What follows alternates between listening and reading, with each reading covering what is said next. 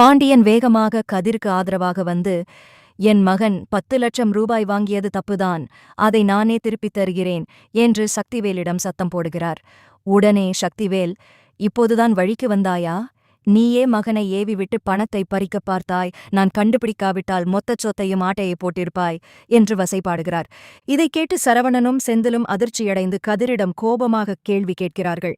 கதிர் தன் தந்தையிடம், இதில் நீங்கள் ஏன் தலையிடுகிறீர்கள், நான் பார்த்துக் கொள்கிறேன் என்று கூற, பாண்டியனோ அவசரமாக கதிரை சமாதானப்படுத்தி, கொஞ்சம் அவகாசம் கொடுங்கள், பணத்தை திருப்பித் தந்துவிடுகிறோம் என்று கூறி அங்கிருந்து கூட்டிச் செல்கிறார்.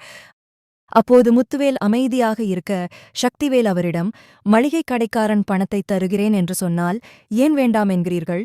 அவங்க வீட்டுப் பிள்ளை நம்ம குடும்பத்தை ஏமாத்தி கல்யாணம் செஞ்சிருக்கிறான், அவனுக்கு ஏன் இறக்கப்பட வேண்டும்? பணத்தை திருப்பித் தரட்டும் என்று கத்துகிறார்.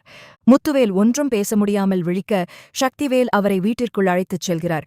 பின்னர் பாண்டியன் முத்துவேலின் கைகளை பிடித்துக்கொண்டு, நீங்கள் ஒன்றும் வருத்தப்படாதீர்கள், என் மகன் ஏதோ விளையாட்டுத்தனமாக பணம் வாங்கியிருக்கிறான், உங்கள் தம்பி கேட்பதும் சரிதான், பணத்தை கொடுத்து விடுகிறோம் என்று ஆறுதலாகப் பேசுகிறார்.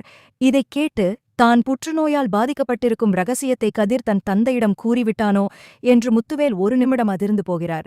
ஆனால் பாண்டியன் தொடர்ந்து, என் மகன் எதற்காக உங்களை சென்னைக்கு கூட்டிச் சென்றான் என்று தெரியவில்லை, ஆனால் அவன் எதைச் செய்தாலும் தப்பாகச் செய்ய மாட்டான், உங்கள் மன வருத்தத்திற்கு நான் பொறுப்பு என்று நம்பிக்கையோடு பேசவும், கதிர் இந்த ரகசியத்தை யாரிடமும் சொல்லவில்லை என்பதை முத்துவேல் புரிந்து கொண்டு அங்கிருந்து நகர்கிறார். வீட்டிற்குள் வந்த பாண்டியனிடம் கதிர் தயக்கத்துடன் பேச முயல, பாண்டியன் நெகிழ்ச்சியோடு அவனை கட்டிப்பிடித்துக் கொள்கிறார்.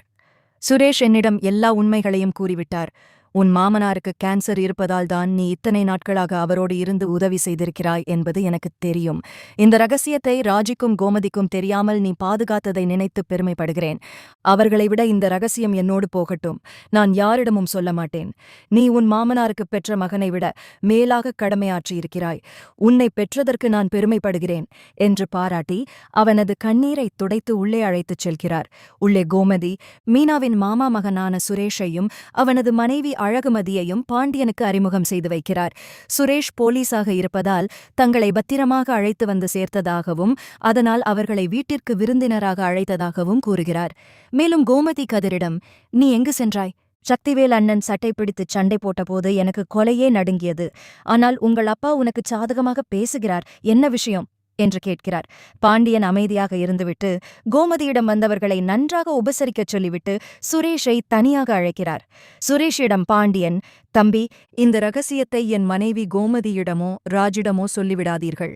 அவர்கள் முத்துவேலை தன் உயிராக நினைப்பவர்கள், இதை தாங்கிக் கொள்ள மாட்டார்கள். கதிரின் நம்பிக்கையும் கெட்டுவிடக்கூடாது. முத்துவேல் உடம்பு குணமாகி அவராகச் சொல்லும் வரை இந்த ரகசியம் நமக்குள் இருக்கட்டும் என்று வேண்டுகோள் விடுக்கிறார். தொடர்ந்து அழகுமதியிடம், நீ ராஜியை கூட்டிக் கொண்டு அவளது அப்பாவை போய் பார்த்துவிட்டு வா, மகளை பார்த்தால் அவர் மனதிற்கு ஆறுதலாக இருக்கும் என்று கூறுகிறார். அதன்படியே அழகுமதி ராஜியை கூட்டிக் கொண்டு முத்துவேல் வீட்டிற்குச் செல்கிறார். ராஜி தன் தந்தையிடம் மிகுந்த அன்போடு நலம் விசாரிக்கிறார். அப்போது அங்கு வரும் வடிவு, ராஜி, நீயும் உன் அப்பாவும் மறைமுகமாக ஒருவரை பார்த்துக் கொள்வதை இப்பதான் கதிர் தம்பி போனில் சொன்னார். நீ எக்ஸாம் எழுதப் போகும்போது உனக்குத் தெரியாமல் உன் அப்பா ஒளிந்து நின்று பார்த்தாராமே, இதைக் கேட்கவே சந்தோஷமாக இருக்கிறது. இப்போது விருந்தினர்களைக் கூட்டிக் கொண்டு நேரடியாகவே அப்பாவை பார்க்க வந்துவிட்டாய். இதை முதலிலேயே என்னிடம் சொல்லியிருந்தால் நான் சந்தோஷப்பட்டிருக்க மாட்டேனா என்று மகிழ்ச்சியோடு கேட்கிறார்.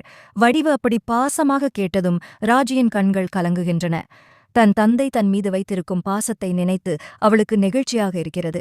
முத்துவேலும் தன் மகள் ராஜியை பாசத்தோடு பார்த்து, வடிவண்ணி சொல்வது நிஜம்தான் ராஜி, உன்னை பார்க்காமல் என்னால் இருக்க முடியவில்லை. நீ நல்லபடியாக படித்து பெரிய ஆளாக வரவேண்டும் என்பதுதான் என் ஆசை என்று உருகுகிறார்.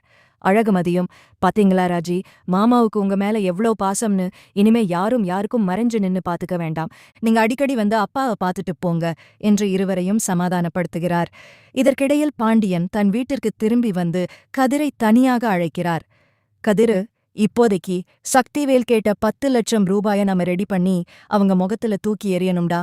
நம்ம கௌரவம் முக்கியம். உன்கிட்ட ஏதாச்சும் பணம் இருக்கா என்று கேட்கிறாரு. அதுக்கு கதிர், அப்பா என்கிட்ட அவ்ளோ பணம் இல்லப்பா, ஆனா நான் எப்படியாச்சும் என் நண்பர்கள் கிட்ட கேட்டு ரெடி பண்ணிடுறேன் என்கிறான். பாண்டியன் உடனே தன் மளிகைக் கடை கணக்குகளை சரிபார்த்து, நானும் என்னோட சேமிப்பு பணத்தை எடுத்துக்கிறேன். மத்தவங்க முன்னாடி நம்ம குடும்பம் எப்பவும் தலை குனிஞ்சு நிக்கக்கூடாது. நீ எதற்கும் கவலைப்படாதே, நான் இருக்கிறேன் என்று மகனுக்கு தைரியம் கூறுகிறார்.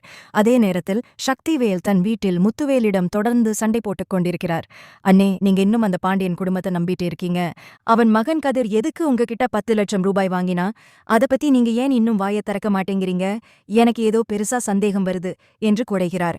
முத்துவேல் தன் தம்பியின் கேள்விகளுக்கு பதில் சொல்ல முடியாமல் தன் நோயைப் பற்றிய உண்மையை மறைக்க போராடுகிறார்.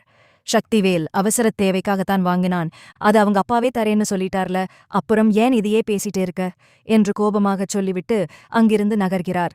அழகுமதியும் ராஜியும் முத்துவேலை சந்தித்துவிட்டு பாண்டியன் வீட்டிற்கு திரும்புகிறார்கள். ராஜி வந்ததும் கதிரிடம், அப்பா ரொம்ப நல்லா இருக்காங்க கதிர். என்னை எக்ஸாம் ஹால்ல நீங்க 2 பேரும் மறைஞ்சு நின்னு பார்த்த விஷயத்த வடிவாத்த சொன்னாங்க.